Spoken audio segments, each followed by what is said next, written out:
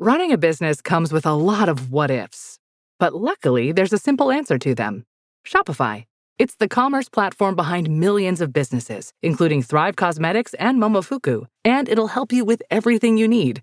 From website design and marketing to boosting sales and expanding operations, Shopify can get the job done and make your dream a reality. Turn those what ifs into... Sign up for your $1 per month trial at shopify.com/special offer. The Red Apple Media Podcast Network presents This is Protecting America. Now, here's Emmy-winning journalist Rita Cosby. And welcome to another edition of Protecting America. I'm Rita Cosby. There are still so many unanswered questions surrounding the assassination attempt recently against President Trump at that Pennsylvania rally. And now the Secret Service director, who was absolutely grilled on Capitol Hill, has resigned.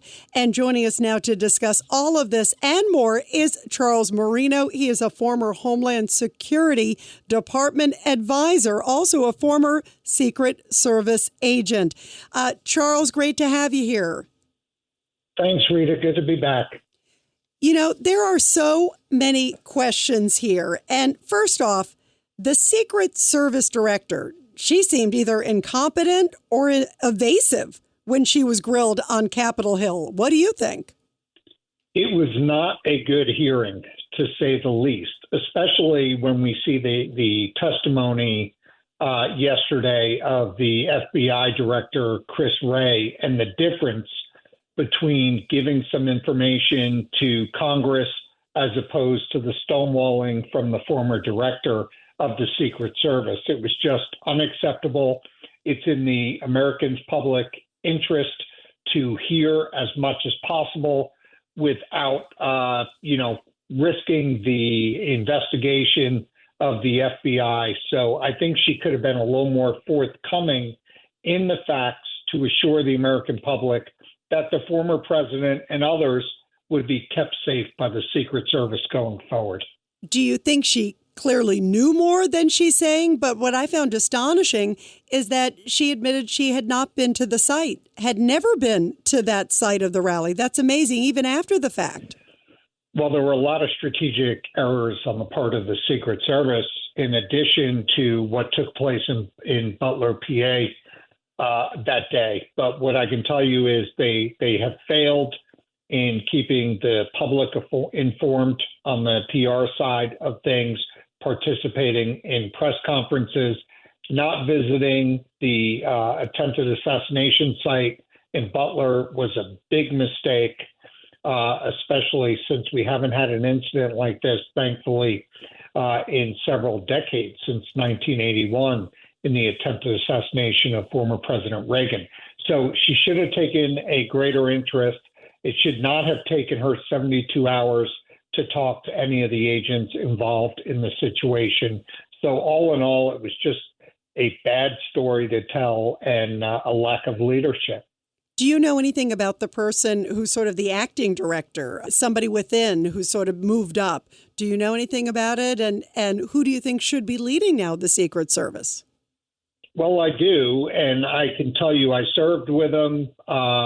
Certainly a capable person to lead the Secret Service for the next 5 months. But come January, we're going to have a change of administration no matter what here on the Democratic or Republican side. So they should have the opportunity to come in, assess the agency fresh, and appoint somebody that can come in and fix all of this. Whether or not that person comes from the existing ranks within the Secret Service is yet to be determined. How do you restore trust in the Secret Service after this? And we're going to get into the details of the shooting later, Charles, but which makes me sad. And you as a former agent, I know so many of the agents, current and former, they are terrific men and women. But how do we restore the image after what really looks like a debacle?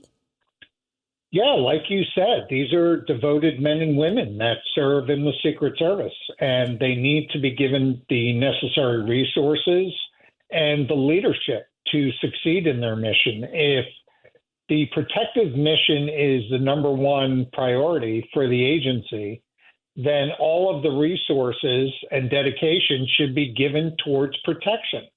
Look, some hard decisions are going to have to be made about the agency with 4 ongoing investigations right now. There's going to be a lot of outcomes here in which the Secret Service is not particularly going to have a say in the direction of the agency. And unfortunately, I think one of the things that are going to be given a look are, should the Secret Service, based on the demand of protection, still keep up with their investigations, such as counterfeit, bank fraud, and credit card, or should those investigations go somewhere else so that the agency can focus on their zero-fail mission of protection? How much do you think this was, Charles Marino, a lack of resources? I was seeing just indeed how much of the budget has been slashed. How much of it do you think it was just they are so trimmed down and they're so spread everywhere? Yeah, resources have certainly been an issue with the Secret Service, especially since being absorbed into the Department of Homeland Security now 22 years ago, as they compete for budgetary resources against such agencies as the U.S. Coast Guard, who are seeking funding for ships and helicopters, and political issues like immigration and border security. So it certainly has been tough to get those resources for the Secret Service. I think it should be looked at as to whether or not the Secret Service remains within the Department of Homeland Security, but they're also going to be taking a look at whether existing resources have been effectively managed under the previous director and leadership team. So I think they may find some shortage of resources amplified by mismanagement. You know, you talked about how it's under the Department of Homeland Security. And of course, when you think of that, you brought up border. There has been so much money dedicated to the border, and especially in terms of to the migrants. I mean, putting them up in hotels, doing this, doing that. Could it be that the Department of Homeland Security has lost its way and is not allocating enough money for protecting candidates and president? Absolutely. And look, let's face it, the current Secretary of Homeland Security, impeached by the House and Congress, has not been doing a very good job in securing the homeland. And so I think under his leadership, which has been under crisis for the department since day one, based on the border and immigration policies of this administration, it has turned into the Department of Immigration and Border Security as opposed to Homeland Security. And with that, some components, including the Secret Service, have likely been not getting the attention that they deserve and need. Do you believe also DEI? Because that has come up too. And we saw a lot of female agents, a couple of sort of smaller physically female agents at that rally in Butler, Pennsylvania. How much do you think the Secret Service director, now the former one, was caught up in sort of quotas, if you will? Well, she had a program called the 30 for 30, which is having the Secret Service at 30% female by the year 2030. Look, there's nothing to say that females can't do the job of a Secret Service agent, especially as somebody who has served alongside many of them. What you cannot do is institute within the federal government for any agency a quota and in the process lower the standards of the agency. And I think that's going to be given a hard look as part of these investigations to make sure the Secret Service, before any other agency in terms of importance, has these standardized processes for hiring and physical fitness to make sure that they are not only hiring, but retaining the best of the best in the country to protect our democracy. How much training goes into being a Secret Service agent? What kind of standards, too? Because boy, you do have to be in good shape and you want the best of the best. I use the analogy, Charles, and you were obviously one of the great agents there. But, you know, if you're going for a surgery, I want the best doctor. If you're going to take a flight, you want the best pilot. What kind of standards goes in to make the best of the best Secret Service agents? Absolutely. Yeah, look, they're looking for both physical fitness. They're looking for excellence in firearms. And most importantly, they're looking for smarts. They're looking for people that have life experience well before they get to the Secret Service to implement unique and creative ways to keep their protectees safe. And I think that's where the experience in the hiring has gone down and where standards have been lowered. Before I would even be considered or anybody like me in the years I was hired, you had to have at least 5 or 6 years of what we called real life experience. We were not hiring people right out of college. We were not hiring people right out of their first job. You had people with 6, 7 years of experience before they came to the Secret Service. They brought with them that maturity combined with the experience to be able to protect the life of somebody else and have creativity and confidence and experience to understand how to assess risks and put forth efforts to mitigate those risks. And so the agency needs to get back to that, and the standard should not be lowered. Hank's the family fixer, always with his tool belt. But living with prostate cancer, he needed help. He asked his doctor about Xtandi and enzalutamide.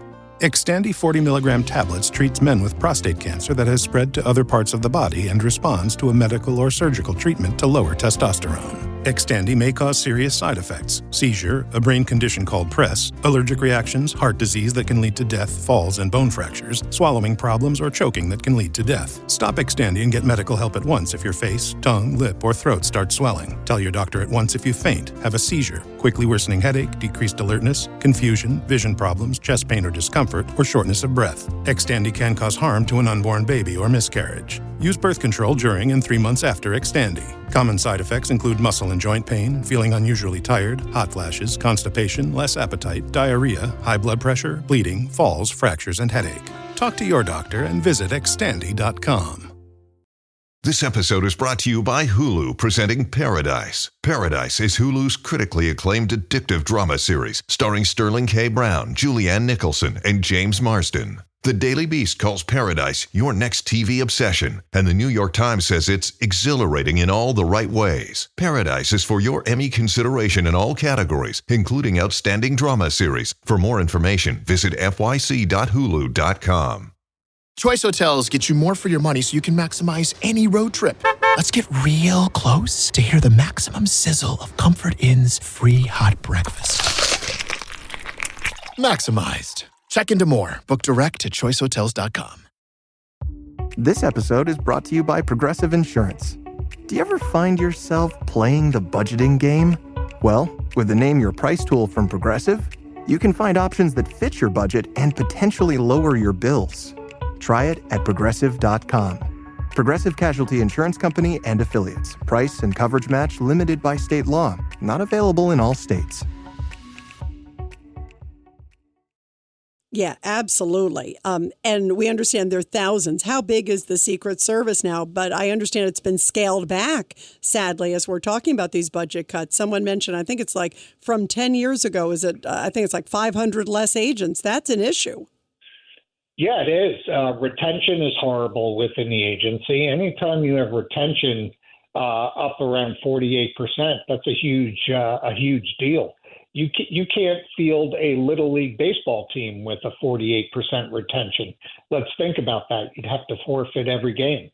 So why would that be different than the Secret Service? And this explains why they're having to rely on outside agencies like Homeland Security investigations to step in and help support protective visits as what we call poststanders to provide the layered security that often accompanies these high-profile visits. So the Secret Service needs to change the way they're doing business. They need to be able to retain the talent that they're going out and identifying. And to make up for those numbers, they shouldn't be lowering standards. So all of these investigations, Rita, are going to be given a hard look at the agency. And I think going forth, the look of the agency is going to be a lot different than it was in Butler, PA. Why is there a 48% retention level? I mean, that is astounding. Is there, they're dissatisfied? Is it just so difficult? What is the reason? Well, the morale's been very low in recent years in the DHS survey of employees. It's been one of the lowest ranked agencies in the federal government. Let's look at the given facts that, one, it's a very hard job. There's a lot of travel, a lot of time worked. You're talking about anything from 12 to 16-hour days, not many days off. But I think the impact here that we're seeing in high overall retention numbers is that they've got to have faith in leadership. They have to have faith in the fact that the leadership are capable and constantly thinking of ways to better the agency. And I think that's where the doubt comes in on the part of agents and officers. If they don't see any light at the end of the tunnel in terms of programs and solutions that are being forth, they're gonna leave. And if they don't think those programs being put forth are taking into account the feelings of employees, then they're going to leave, and likely they're going to go make more money somewhere else. So I think that's the feeling of the agency. And certainly when something like this happens, such as an attempted assassination, where the agency's failures are front and center now, that's not going to help. Yeah, absolutely. And I have so many questions about the investigation. I want to get to that. But before we do, it is so important not to lose sight that there were agents who literally were standing in front of the president with the bullets flying, ready to take a bullet for the president. And obviously then pushing him into the vehicle, doing whatever they could. There are so many great, amazing men and women in the agency. That is extraordinary when you think about it. Knowing that the bullets are flying, they're going to stand in front of the president. They did their job. There's a number of others that we have to talk about, but that moment, that dedication is within, I think, virtually every single one of them there, right?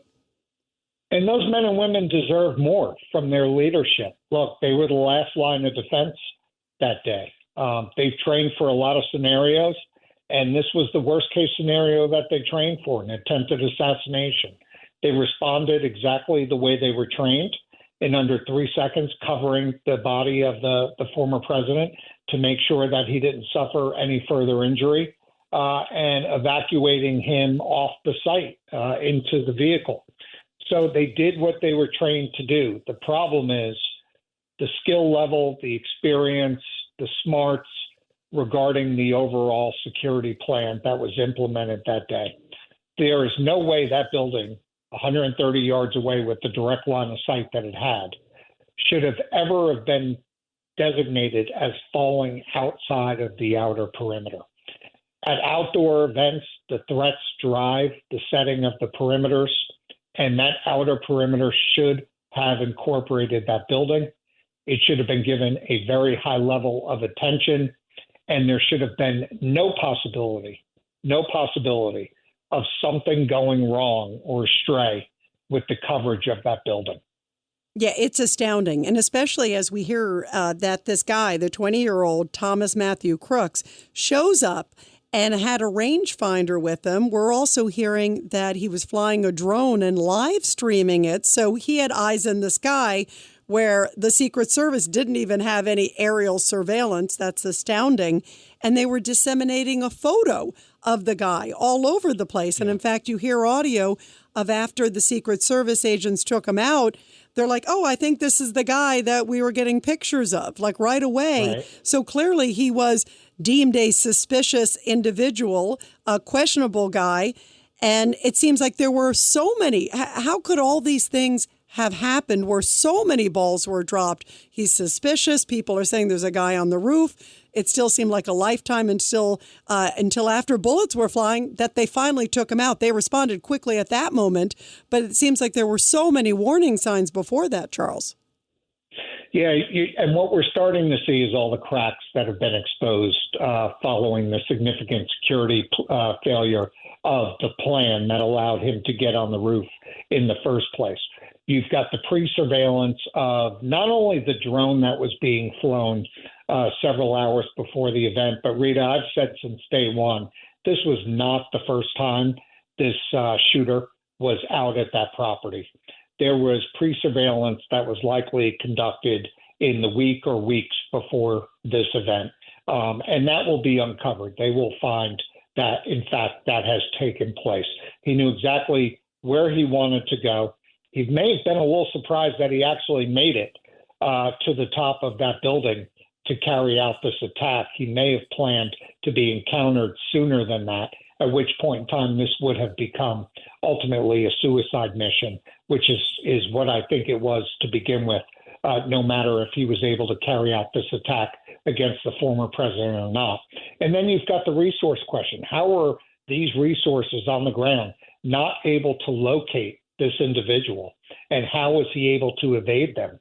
It was so important that the second he was identified as somebody suspicious, that a protective intelligence team be able to locate and interview this person and search his belongings to make sure that he was not a threat to the site, at which point in time they would have uncovered the weapon in his backpack.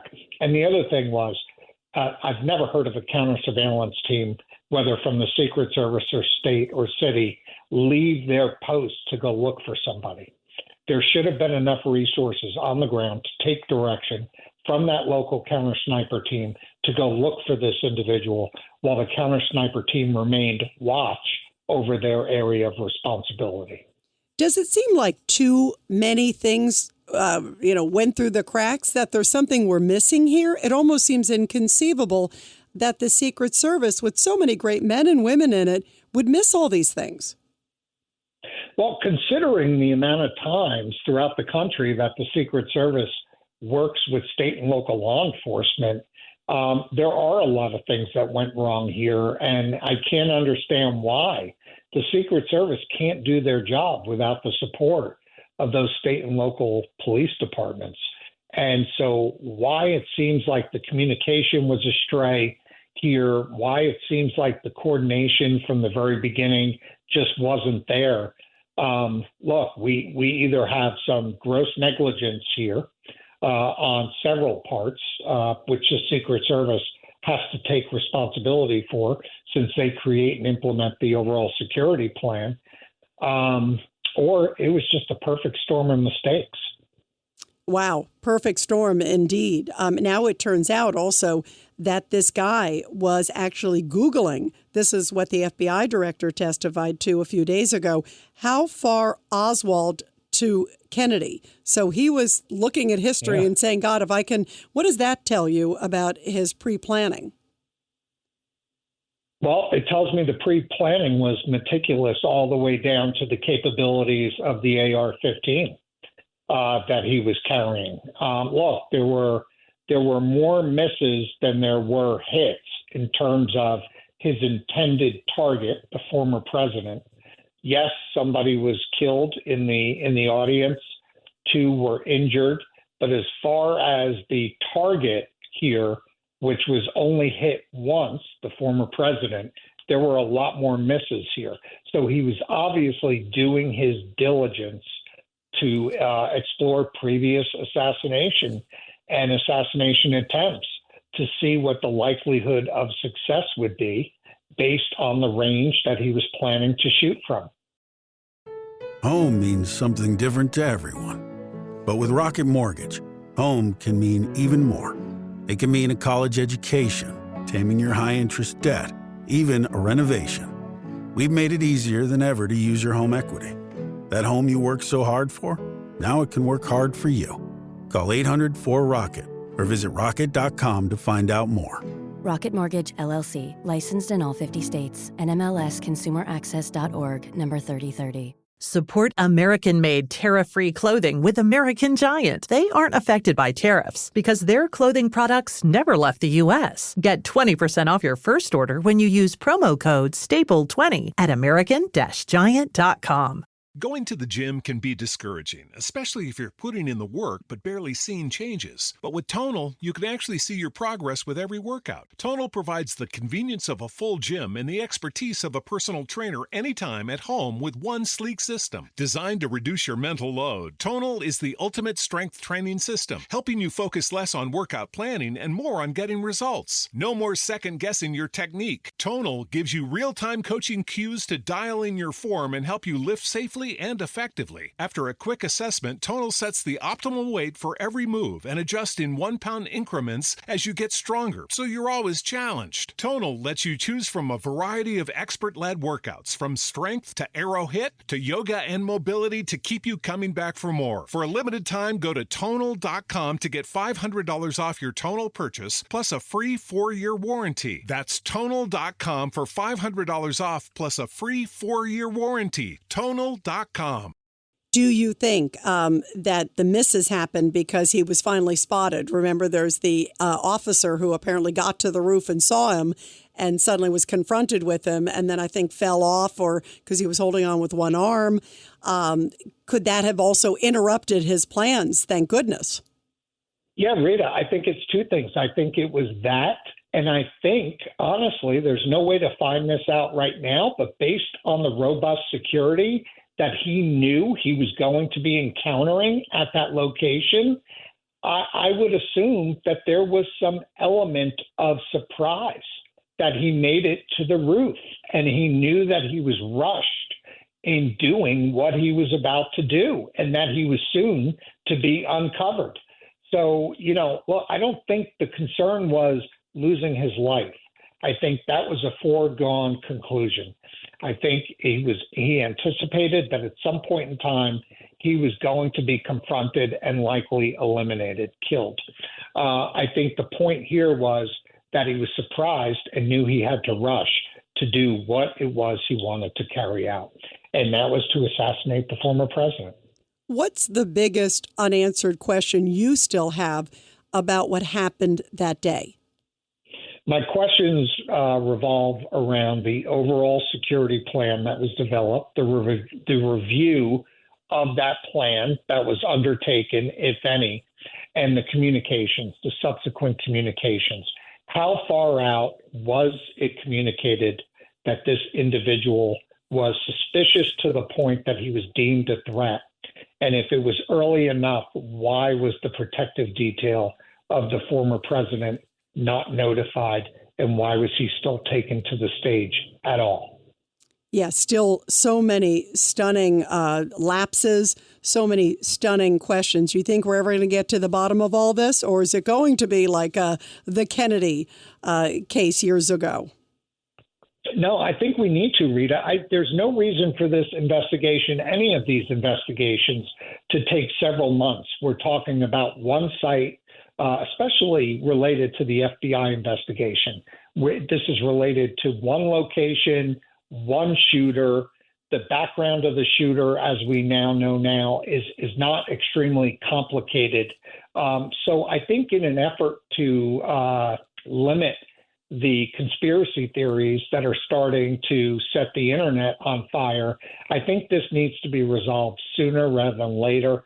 Any systemic issues on the Secret Service, that may take longer to determine. They need to be fixed forthwith as well. But as far as the overall investigation about the attempt, I think that should be resolved here quickly. And I think, as you heard from the director of the FBI yesterday, he's got the majority of answers to the questions that Congress was looking for. Yeah, absolutely. Let's pray that we get all the answers so the American public knows, so former President Trump knows, and also so we can make sure, obviously, that this never, ever happens again. Everybody, be sure to subscribe and share too. Americans love using their credit cards, the most secure and hassle-free way to pay. But D.C. politicians want to change that with the Durbin-Marshall credit card bill. This bill lets corporate megastores pick how your credit card is processed, allowing them to use untested payment networks that jeopardize your data security and rewards. Corporate megastores will make more money, and you pay the price. Tell Congress to guard your card, because Americans lose when politicians choose. Learn more at guardyourcard.com.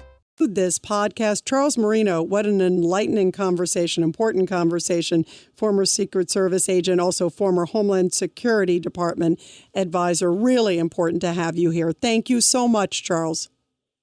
Thanks, Rita. And everybody, I'll be back soon with another great edition of Protecting America.